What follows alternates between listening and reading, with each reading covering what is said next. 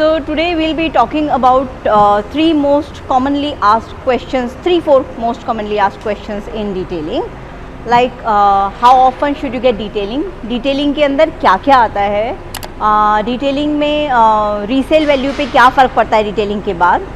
Also जो different types of detailing हैं वो किस तरीके से करते हैं और उसके अंदर प्रोसीजर क्या रहता है. So if you have in mind how often you should get your car detailed, उससे पहले हम बात करते हैं कि डिटेलिंग के अंदर क्या क्या आता है. See anything which is over and above your normal washing and dry cleaning is detailing. Like आपकी गाड़ी में स्मेल इशू है, वो ट्रीट कराना है, that is part of the detailing.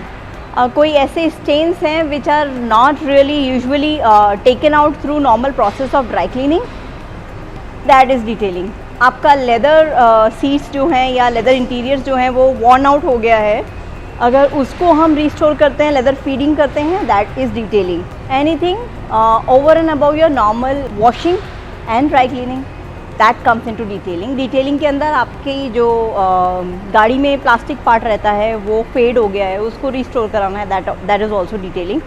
But commonly लोग rubbing and polishing and shine को ही डिटेलिंग बोलते हैं.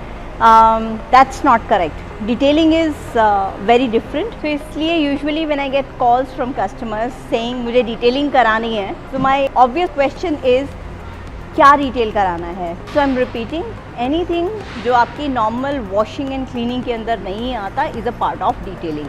सो now coming back to the main question, how often should you get car detail.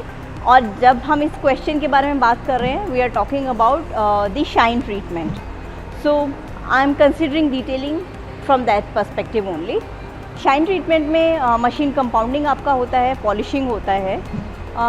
बहुत बार बार कराने से आपका पेंट उसके अंदर कटता है. So I would not recommend you कि आप उसको बहुत जल्दी कराइए. That's a very bad habit in terms of your paint protection. तो अगर आप भी उसी कैटेगरी में हैं जो बार बार अपनी गाड़ी की रबिंग पॉलिशिंग कराते हैं शाइन के लिए, सो डेफिनेटली आपका पेंट काफ़ी हद तक कट चुका है और उसमें रीसेल की वैल्यू में आपकी गाड़ी पे फ़र्क ज़रूर पड़ेगा. सो अगर आप चाहते हैं कि आपको एक अच्छी रीसेल वैल्यू गाड़ी की मिले, तो पहली बात तो उसको रबिंग एंड पॉलिशिंग से थोड़ा दूर रखिए.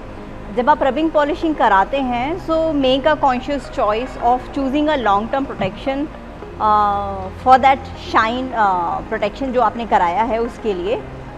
At least choose a good ceramic sealant which will last about a year.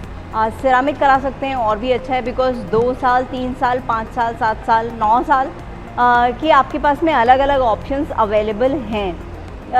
तो उससे क्या होगा कि आपकी जो गाड़ी का पेंट प्रोटेक्शन है that will definitely get a longevity in terms कि उसको बार बार रबिंग एंड पॉलिशिंग की ज़रूरत नहीं पड़ेगी. सो डिटेलिंग में आजकल एक और जो हमारा एडिशन है, जो हम regularly from last 5 years that we had been doing, is engine bay detailing. Engine bay detailing में हम लोग जैसे एक्सक्लूसिवली स्टीम वॉश करते हैं. स्टीम वॉश में उसको पहले डिग्रीजिंग होती है, डिटेलिंग होती है, स्टीम वॉश होता है और उसके बाद उसकी ड्रेसिंग होती है. उसके benefits will put in a short single shot कि उसके क्या क्या बेनिफिट आपके आते हैं. So the most common required detailing in old cars is headlight restoration, जिसके अंदर आपकी headlight with weather wear and tear and sunlight yellow पड़ना शुरू हो जाता है. उसके अंदर आप देखेंगे क्रैक्स आ जाते हैं, येलोनेस आती है, डलनेस हो जाती है, जिससे आपका फोकस लाइट का ख़राब हो जाता है और विजिबिलिटी आपकी कम हो जाती है over a period of time with the headlights. So उसका आप अगर रेस्टोरेशन कराते हैं, that's a very beneficial thing for your headlight, जिसमें कि अगर हम प्रोसेस की बात करें तो डिफरेंट स्टेजेस ऑफ सेंडिंग आपकी उसके अंदर होती हैं, जो यूजुअली आपकी हेडलाइट अंदर से अगर लीकेज नहीं है तो ख़राब नहीं होती है. बाहर का ही वेयर एंड टेयर होता है. जो येलोनेस है वो लेयर आपकी हेडलाइट के ऊपर आती है, तो हेडलाइट खोलने की उसमें ज़रूरत होती नहीं है. आप उसको सिंपली सेंडिंग करके, पॉलिशिंग करके, हेडलाइट रेस्टोरेशन लगा करके you are good to go, तो वो उतना रेस्टोर हो जाता है. So there is a whole lot of procedures in detailing. we'll be happy if you will put in queries कि आप किस डिटेलिंग के ऊपर you want us to cover the videos, and we'll be happy to answer that.